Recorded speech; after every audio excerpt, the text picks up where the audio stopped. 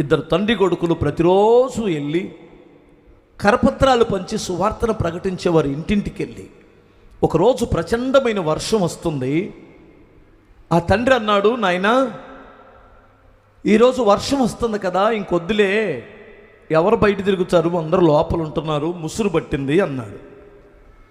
ఆ పిల్లవాడు ఏమన్నాడంటే, డాడీ నిన్న మిగిలిపోయిన కరపత్రాలు కాసిన ఉన్నాయి, నేను గొడుగేసుకొని వెళ్ళి ఈ అయిపోయేంత వరకు పంచొస్తాను అని చెప్పాడు. సరే నీ ఇష్టం నాన్న అన్నాడు. వెళ్ళాడు, అన్నీ అయిపోయినాయి, ఒక్క పత్రిక ఉంది. ఈ ఒక్క పత్రికది ఏముందిలే నీ పక్కన పడేయలేదు. చూడండి ఎంత భారం ఉందో ఆత్మల రక్షణ ఎడల. ఒక తలుపేసిన ఇల్లుంది, అందరూ వర్షం వస్తుంది కాబట్టి తలుపేసుకుంటారు కదా. గబగబా వెళ్ళి తలుపు తట్టాడు. ఆ పిల్లవాడు తలుపు తీలా. మరలా 5 నిమిషాలు ఆగిన తర్వాత మరలా తట్టాడు, తీలా. మరలా 5 నిమిషాలు ఆగి తలుపు తట్టాడు. ఒక ఆమె వచ్చింది, తలుపు తీసింది. ఏంటి బాబు అనింది. కరపత్రం తీసుకోండి ఆంటీ అన్నాడు. సరే నేను తీసుకుంది. తీసుకున్న తర్వాత అందులో ఏముందంటే, దేవుడు లోకముని ఎంతో ప్రేమించని. ఆ హెడ్లైన్ చదివింది. ఆ తర్వాత కరపత్రం చదివింది. ఆమె హృదయంలో ఏదో ఆదరణ దొరికింది.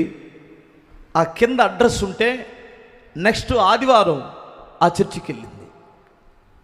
అందరూ సాక్ష్యాలు చెబుతున్నారు. ఈమె కూడా నిలబడింది, సాక్ష్యం చెప్పడానికి నిలుచుంది. ఆ తండ్రి పాస్టర్ గారు, ఈ పిల్లవాడి తండ్రి ఏం చెప్పిందంటే, నాయనా గత బుధవారం నేను చనిపోవలసినటువంటి దానను, నా జీవితంలో వచ్చిన బాధలకి కష్టాలకి నాకెవ్వరు తోడులేడని నేను చచ్చిపోవాలనుకున్నాను. స్టూల్ వేసుకున్నాను, ఫ్యాన్ కురిపెట్టుకున్నాను. ఇక ఉరేసుకుందామనుకొని నా మెడకి ఉరితాడు తగిలించుకున్న వెంటనే తలుపు తట్టారు. అయ్యో తలుపు తట్టారని ఒక్క నిమిషం ఆలోచించాను. వేసుకుందామా వద్దా, ఈసారి తడితే తలుపు తీసి వద్దాం, వాళ్ళతో మాట్లాడొద్దాం అనుకున్నాను. 5 నిమిషాల వరకు తలుపు తట్టలేదు. ఇక వేసుకుందాం అనుకునేసరికే మరలా తలుపు తట్టాడు. అయ్యో వీళ్ళు వెళ్ళలేదే, కాసేపు మౌనంగా ఉంటే వాళ్ళే వెళ్ళిపోతారు అనుకున్నాను. మరలా 5 నిమిషాల తర్వాత మరలా వేసుకుందాం అనుకున్నాను. తలుపు తట్టారు. ఎవరో వచ్చారు, వాళ్ళని పంపించేసిన తర్వాత ఉరేసుకుందామని బయటకు వచ్చాను.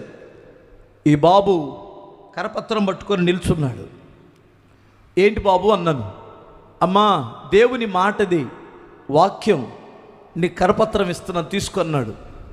ఈ కరపత్రం తీసుకున్న వెంటనే నేను ఎన్నడూ విననటువంటి ఒక గొప్ప మాట, నా జీవితంలో కొదువై ఉన్న మాట, నాకు నా జీవితంలో నోసుకొని మాట అందులో కనిపించింది. దేవుడు లోకమును ఎంతో ప్రేమిస్తున్నాడు, నిన్ను దేవుడు ప్రేమిస్తున్నాడు అని. ఆ మాట ద్వారా చచ్చిపోవాల్సిన నేను బ్రతకాలనిపించింది. లోకములో నేను ప్రేమించిన వారందరూ నన్ను ద్వేషించిన, నేను సహాయం చేసిన వారు నాకు సహాయం చేయకపోయినా, నేను మేలు చేసిన వారు మర్చిపోయినా, దేవుడు అనేటువంటి వాడు నాకు ఉన్నాడు కదా, నన్ను ప్రేమిస్తున్నాడు కదా అనిపించి నేను ఈరోజు చర్చికి వెళ్ళాను. ఈ బాబు కానీ కరపత్రం, ఈ వాక్యపు పత్రం తీసుకొని రాకపోతే ఈ టయానికి నేను ఎప్పుడో మట్టిలో మట్టి కలిసిపోవాల్సిందని నేను సాక్ష్యం ఇచ్చాడట. మీకు అర్థమవుతుందా?